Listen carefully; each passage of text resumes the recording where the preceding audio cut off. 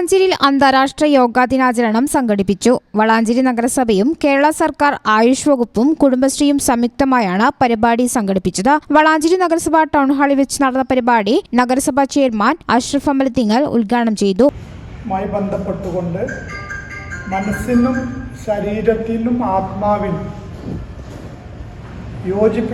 യോജിപ്പുണ്ടാക്കുന്ന തത്വശാസ്ത്രത്തെ ഉൾക്കൊള്ളുക എന്നുള്ളതാണ് യോഗയിലൂടെ ധാർമ്മിക തത്വങ്ങൾ എന്നിവ സമന്വയിച്ചുള്ള ആരോഗ്യത്തോടുള്ള സമഗ്രമായിട്ടുള്ള ഒരു സമീപനത്തിന് ഇത് ശരീരത്തിൻ്റെ ഭാവങ്ങൾക്കനുസരിച്ചുകൊണ്ട് ഏകീകരിക്കാൻ കഴിയും എന്നുള്ളത് യോഗയുടെ പ്രത്യേകതയാണ്.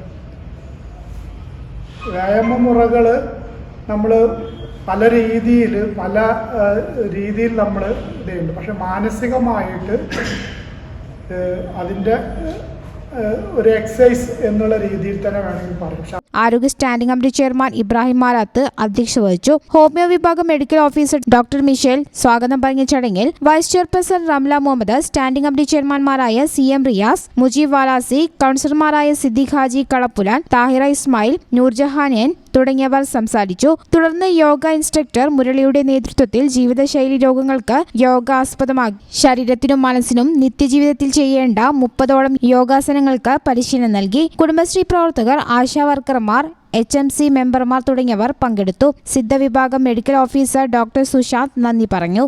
News bureau, Valanchery. NIPMS Academy, Nisar Hospital, Valancheri. For admission 9957 08048.